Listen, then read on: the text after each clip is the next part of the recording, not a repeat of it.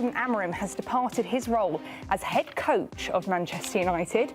The club would like to thank Ruben for his contribution to the club and wishes him well for the future. Darren Flecter will take charge of the team against Burnley on Wednesday.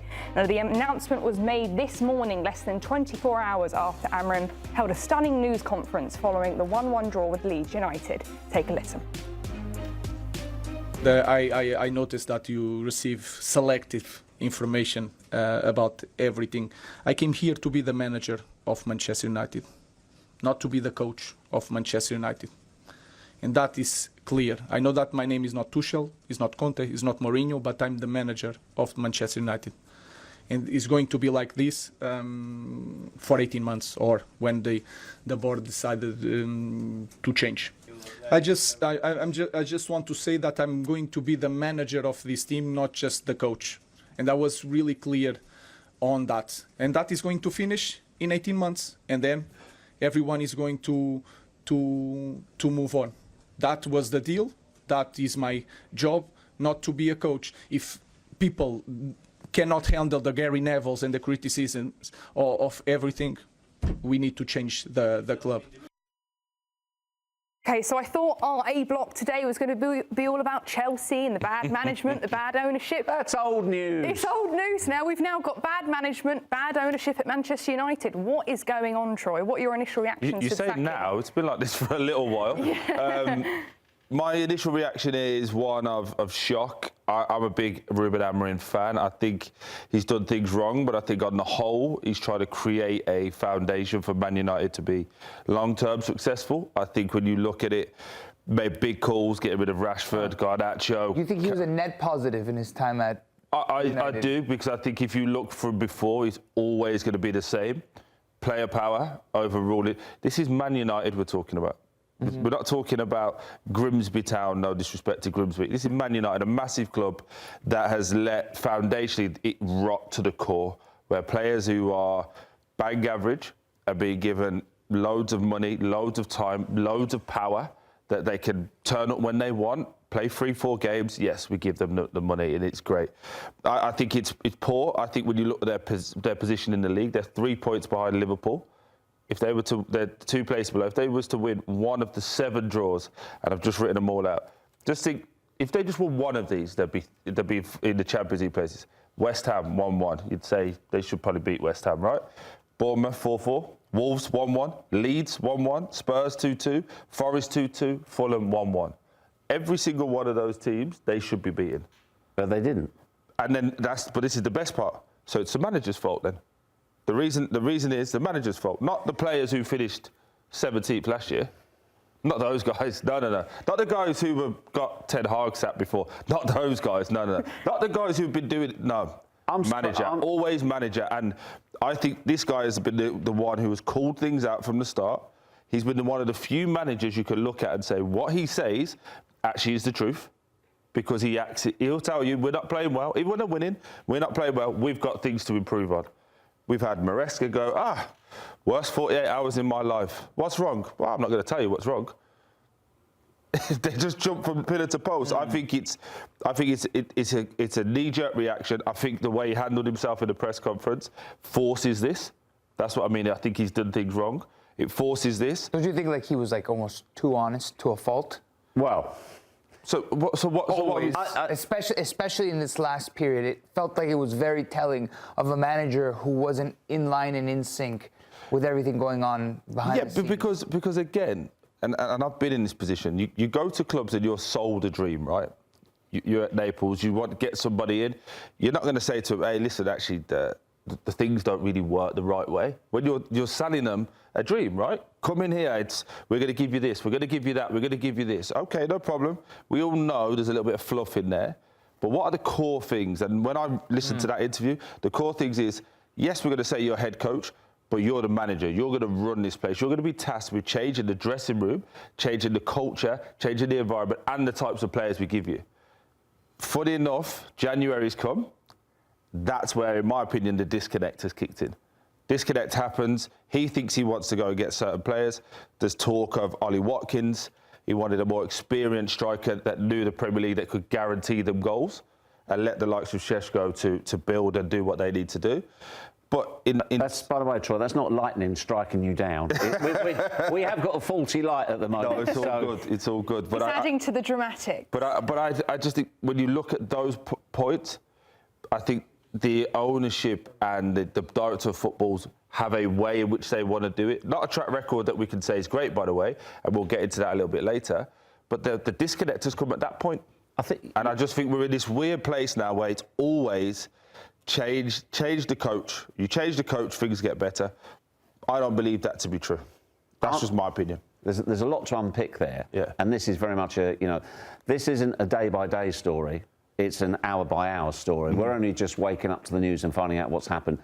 I suspect, like Nico, I'm surprised that you are as supportive as Ruben Amorim as you are. Nico, I'm not speaking for you. I mean, I'm half and half because I don't think it's only Amorim's fault, right? And I guess this is the last time. This is dramatic news. Keep going. Listen, I don't think it's fully Amorim's fault. Yeah.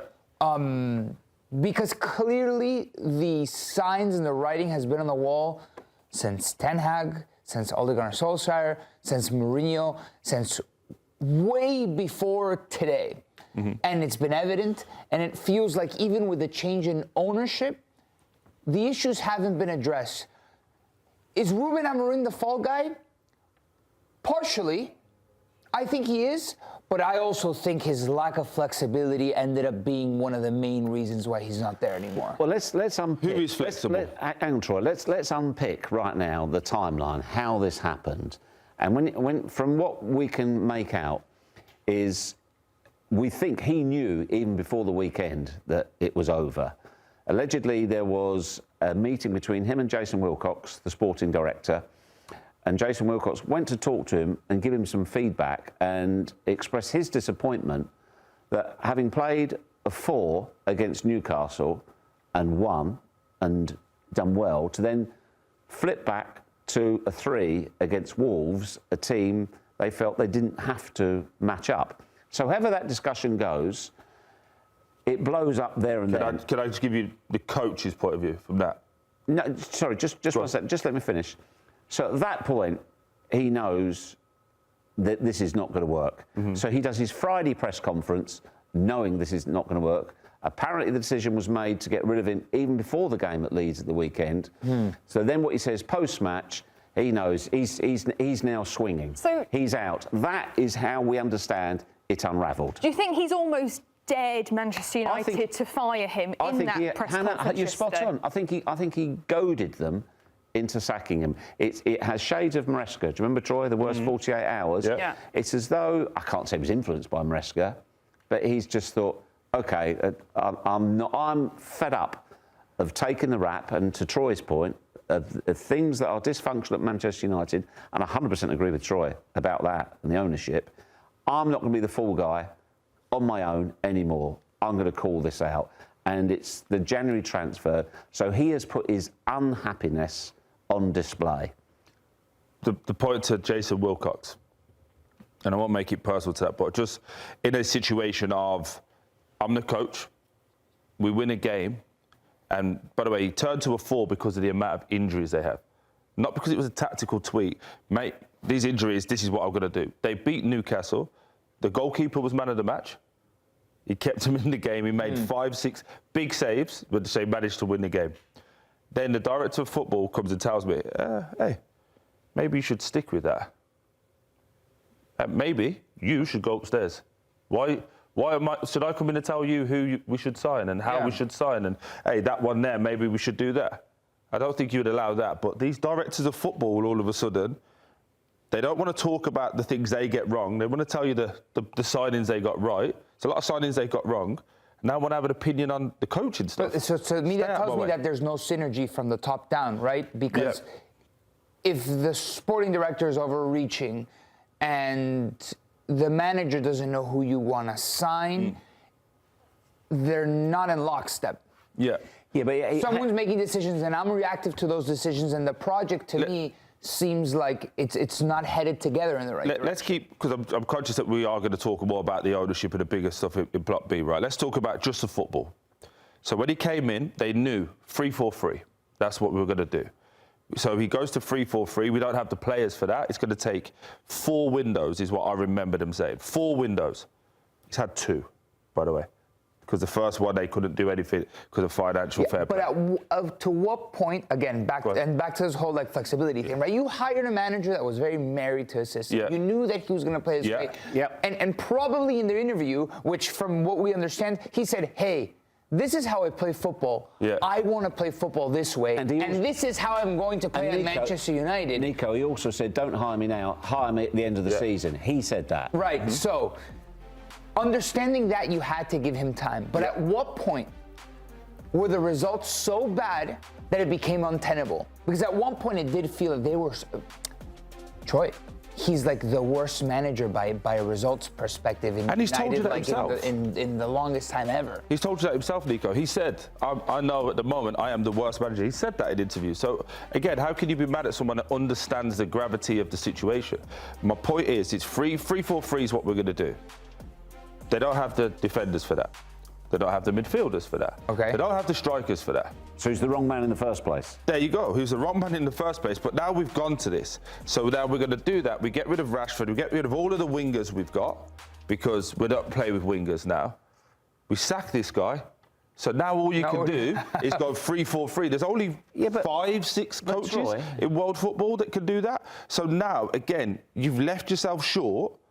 So if this is the guy you're going to be with, and I've made this point for well over a year now, look at Arsenal. Arteta struggled at the start, do you remember? He gets rid of Aubameyang, gets rid of Ozil, gets rid of Lacazette. Big players, struggling.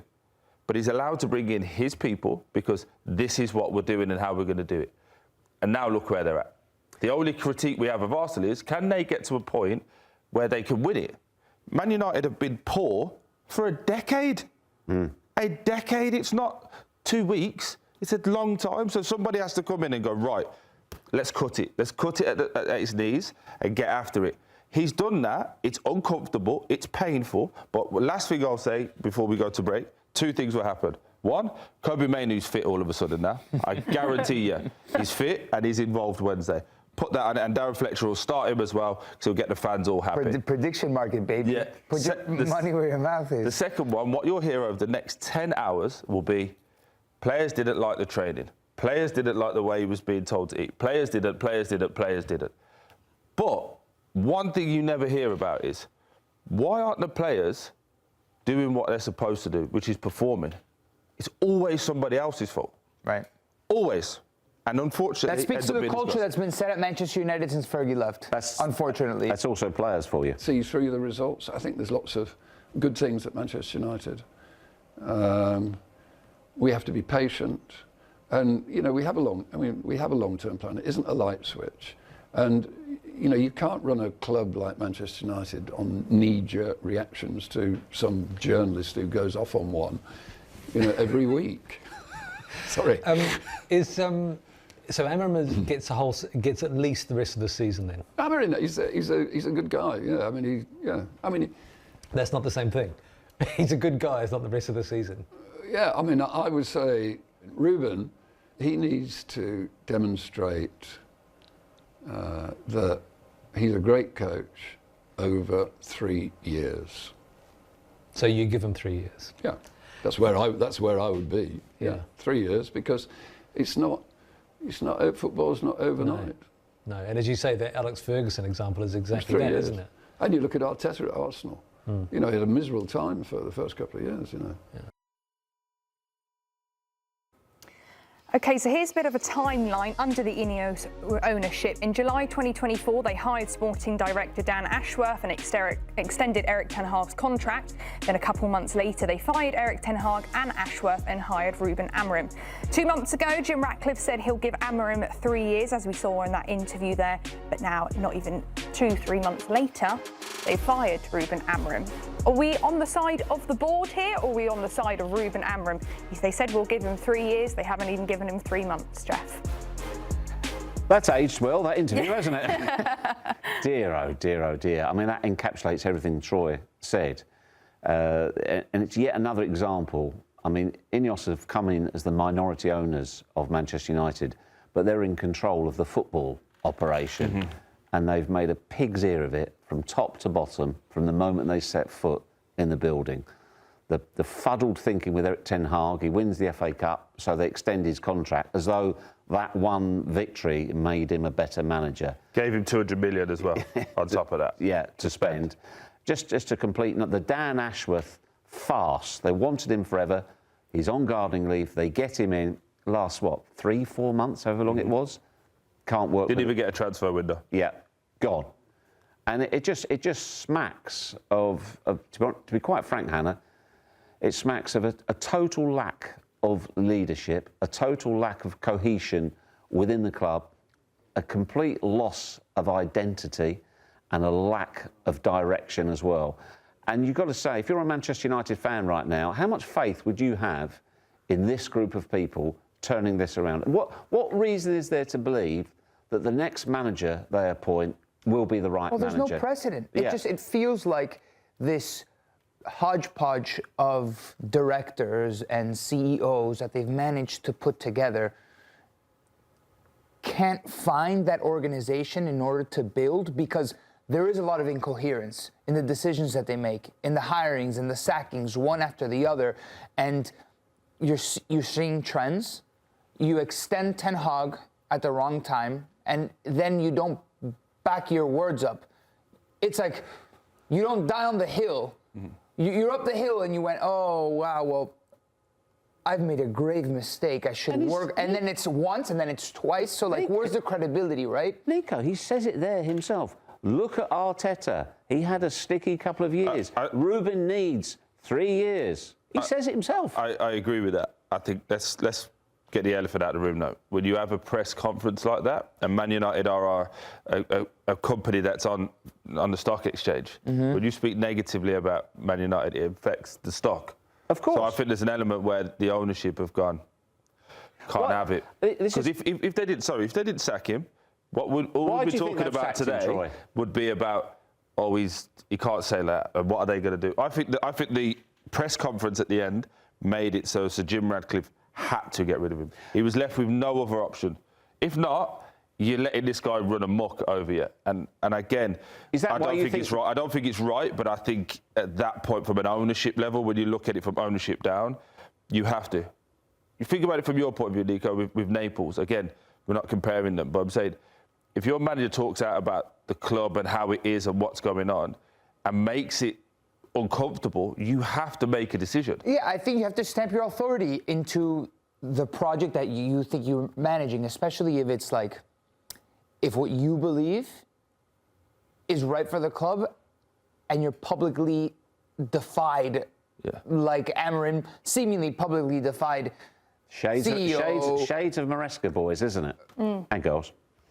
It's like he forced the hand, but at the same time, how many times in football, you guys would know more than anybody, has the manager taken a shot at the board because they're unhappy at a bad moment, and you're willing to talk about knee-jerk reactions, and you're willing to take such a grave decision that it's going to really change the trajectory of your club? Whereas, always use Arteta as an example, because there was a moment where Arteta had a incredibly similar record than Emery had at Arsenal. Incredibly similar record, and it was like a make or break point for Arteta. I don't remember what happened. They won a game, or something happened. He's under pressure. They decided to stick with Arteta, and that takes a lot of guts.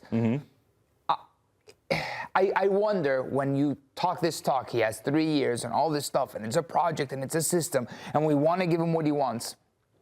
You're on track to doing that, and it's like you flinch from the first moment that there's a little bit of tension. Why do you think they sacked him, Nico? Is it an ego thing?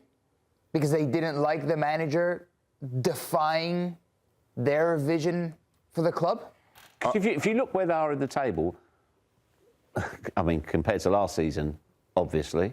Anything's better than last season. Yeah, of course. That's not difficult to beat.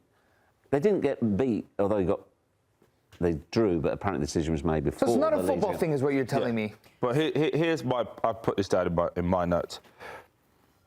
The lack of football understanding. And you can be an incredibly successful business person. And I know business people that are in football. It doesn't translate, because you can't say, right, we're going to pay player A and here are the deliverables and we expect him to do that. Football's about emotion. Things happen, people get injured. There's all these different moving parts that you cannot control. I think there's a lack of football understanding. And I think this is where I would look at INEOS and the directorship and say, well, what have you proven?